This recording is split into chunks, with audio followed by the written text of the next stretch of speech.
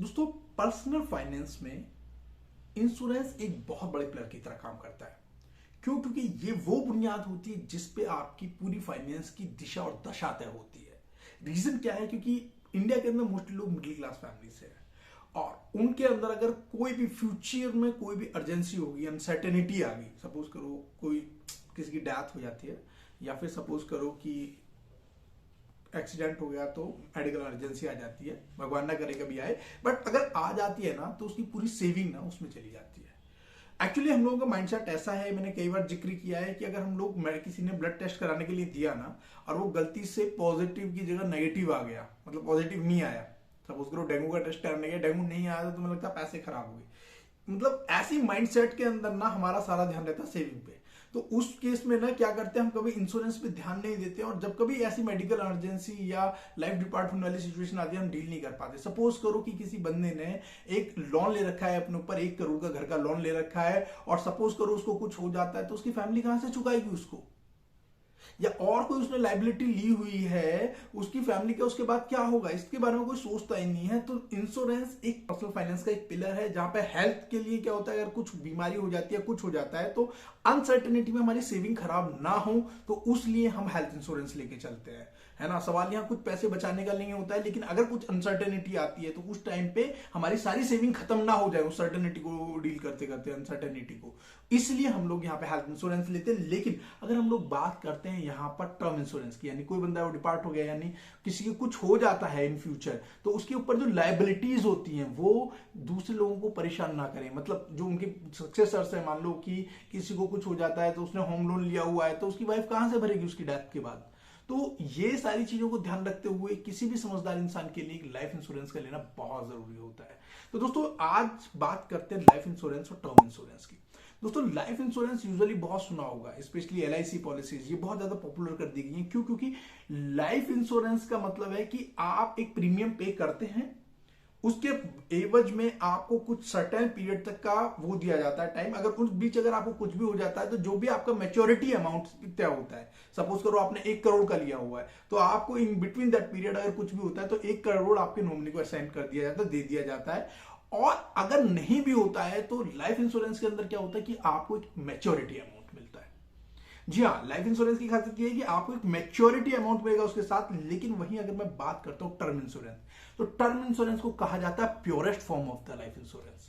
Purest form इसको इसलिए बोला जाता है क्योंकि प्योरेस्ट फॉर्म का मतलब है कि अगर आपको कुछ हो जाता है तो ये एवज में उतने पैसे देगा, ये मतलब था। लेकिन क्या है ना, लोगों को ऐसा लगता है क्योंकि we are coming from the middle class background, जहां पे अगर आप अपना मतलब ब्लड सैंपल भी टेस्ट कराने गए ना वो नेगेटिव निकल जाता है, तो सपोज करो डेंगू टेस्ट कराने गए नहीं आया डेंगू, तो अरे यार पैसे चले गए। तो इसलिए उन लोगों ने क्या किया कि आपसे पैसे प्रीमियम फालतू लिया और उसके बदले में कुछ मैच्योरिटी पे कुछ अमाउंट बढ़ा के दे दिया, है ना। मैंने दोस्तों एक बहुत ही डिटेल वीडियो बनाई हुई है इसके ऊपर, एक कैलकुलेशन इसके अंदर समझाई हुई है जिसमें मैंने कंपेयर किया है कि लाइफ इंश्योरेंस और टर्म इंश्योरेंस में से कौन सा बेहतर है, पूरा मैथमेटिकल कैलकुलेशन से बिल्कुल रेशनलाइज होके, मतलब बिल्कुल मैंने आपको क्लियर कैलकुलेशन समझाई कि कैसे होगा। तो उस वीडियो का लिंक मैं डिस्क्रिप्शन में डाल दूंगा, उसको जरूर देख लीजिएगा। और दूसरी इंपॉर्टेंट चीज जो है जो यहाँ पे हम लोग तो पहला आपका क्लियर हो गया कि तो लाइफ इंश्योरेंस के अंदर क्या है कि आपको एक टेन्योर कंप्लीट होने पे, पूरा टेन्योर कंप्लीट होने पे एक मैच्योरिटी अमाउंट भी मिलता है। अगर इस बीच कुछ हो जाता है तो आपको पूरा पैसा आपके जो भी यहाँ पे नॉमिनी होता है उसको दे दिया जाता है। जबकि टर्म इंश्योरेंस में क्या है, मान सपोज करो आपने 30 साल का टर्म इंश्योरेंस लिया तो उसमें क्या होगा कि अगर आपको कुछ हुआ तो वो पैसे देंगे, अदरवाइज नहीं देंगे। अब आपके दिमाग में जरूर आया होगा कि हमारे तो ऐसे पैसे बेकार चले जाएंगे, इससे अच्छा तो लाइफ इंश्योरेंस ही। नहीं, रुकिए दोस्तों, जो इसका प्रीमियम होता है ना उसमें बहुत जबरदस्त डिफरेंस होता है। सपोज करो वही 1 करोड़ का टर्म में आपको पड़ेगा लगभग 19,000 का, और अगर आप कहीं वही देखोगे तो वही लाइफ इंश्योरेंस के अंदर जाओगे तो 60,000 का पड़ेगा।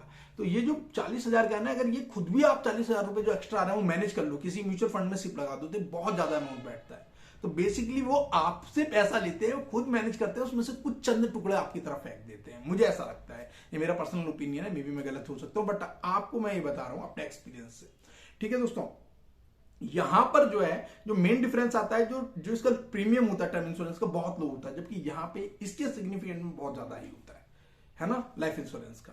अगला पॉइंट हम लोग डिस्कस करें कि यहां पर जो टर्म इंश्योरेंस है इसका टेन्योर ना आप अपनी मर्जी से आगे पीछे करा सकते हो, है ना, उसके अंदर भी लाइफ इंश्योरेंस के अंदर भी अपने टेन्योर को आगे पीछे कर सकते हैं। एक चीज मान लेते हैं कि जो लाइफ इंश्योरेंस है ना, इसके अंदर आपको कुछ कैश वैल्यू मिल जाती है। सपोज करो आपने 5-10 साल आपने कुछ अमाउंट पे कर दिया, तो वो लोग क्या करते हैं, आपको एग्जिट भी दे देते हैं कि ठीक है आपने जितना पैसा दिया लेके निकल जाओ, लेकिन जो 5 साल आपने पैसा दिया, उन्होंने कहीं लगाया होगा, उससे कुछ कमाया होगा, वो नहीं देते आपको, है ना। तो वो लोग क्या करते हैं, कुछ जो भी आपकी वैल्यू है लाइफ इंश्योरेंस के अंदर, वो सारा पैसा आपसे लेते हैं और उस पैसे को क्या करते हैं वो लोग, वो कहीं भी इन्वेस्ट कर सकते हैं, बट आपको एक एश्योर्ड रिटर्न की गारंटी देते हैं यहाँ पे मैच्योरिटी पे। और ये जो रिटर्न होता है ऑब्वियसली क्योंकि एश्योर्ड दे रहे हैं तो रिस्क कम कर रहे हैं आपकी साइड, तो सीधी सी बात है रिटर्न भी आपके कम हो जाएंगे यहाँ पे, है ना। तो ये जो इंपॉर्टेंट चीज है वो ये है कि अगर आप मान लो प्रीमेच्योर उस पर विड्रॉल करना चाहो तो उससे प्रीमेच्योर लेवल पे विड्रॉ कर सकते हो। लाइफ इंश्योरेंस में जो अमाउंट होता है वो आपको वापस कर देते हैं। आप पॉलिसी के एक बार डॉक्यूमेंट्स पढ़ लीजिएगा। तो दोस्तों मैं आपको सजेस्ट करूंगा, अगर आप यंग हैं तो आप टर्म इंश्योरेंस की तरफ जाइए, है ना, और उसके जो बचा हुआ डिफरेंस का पैसा है उसको आप लगाइए जाकर किसी अच्छे से म्यूचुअल फंड में सिप के अंदर, but it should be discipline. जिस तरह आप उससे नहीं निकाल सकते ना पॉलिसी से पैसे, लाइफ पॉलिसी से, ठीक उसी तरह इससे भी पैसे आपको नहीं निकालने। It should be very clear to you. Okay, दूसरा क्या है कि आप जो पैसे डालो उसे सिप मोड में डालो। सिप में मतलब कि आप जो भी मान लो जैसे भी मैंने बताया कि लाइफ इंश्योरेंस मुझे उतने का ही 60,000 का मिल रहा है, 20,000 का मेरे को मिल रहा है यहाँ पे टर्म इंश्योरेंस। तो दोस्तों आपको करना क्या है कि ये जो 40,000 का डिफरेंस है इसको सिप में पे करो आप, बजाय कि लमसम डालने के, और इसको छेड़नी नहीं है, इसकी कंपाउंडिंग को होते रहने देना है, ठीक है। अब दोस्तों बात करते हैं जो आपको प्रीमियम पे करना है ना, उस पर थोड़ा सा ध्यान रखना। जो प्रीमियम है वो तरह तरह के, वो कोशिश करेंगे आपसे एक साथ इकट्ठा पैसा एक साथ लेने की शुरू में, लेकिन मैं आपको रिकमेंड करूंगा कि वो वाली इंस्टॉलमेंट चुनना जो आपको थ्रू आउट वो देनी हो, क्योंकि इन बिटवीन अगर बीच में कुछ हो जाता है तो आगे तो इंस्टॉलमेंट बंद, है ना, और जो अमाउंट है वो वहीं से आपको वापस मिल जाएगा, है ना। और दूसरा क्या है कि जो आप पैसा दे दोगे, जो पावर ऑफ कंपाउंडिंग वाला है वो उनके फेवर में चला जाएगा सामने वाले के। तो आप लॉन्ग वाला ले सकते हो, मतलब थ्रू आउट मान लो 30 साल का है तो वो हर ईयर वाली पॉलिसी की इंस्टॉलमेंट ले सकते हो। तो मेरे को ऐसा लगता है कभी भी इकट्ठा पैसा किसी को नहीं देना चाहिए सामने वाले को। तो this is all about the learning and this is the basic difference between the life insurance and the term insurance. तो वीडियो दोस्तों कैसी लगी जरूर बताइएगा, और अगर कोई भी आपका सजेशन है तो प्लीज कमेंट में लिख के बताओ। तो मिलते हैं नई वीडियो में कुछ नई नॉलेज के साथ। बाय।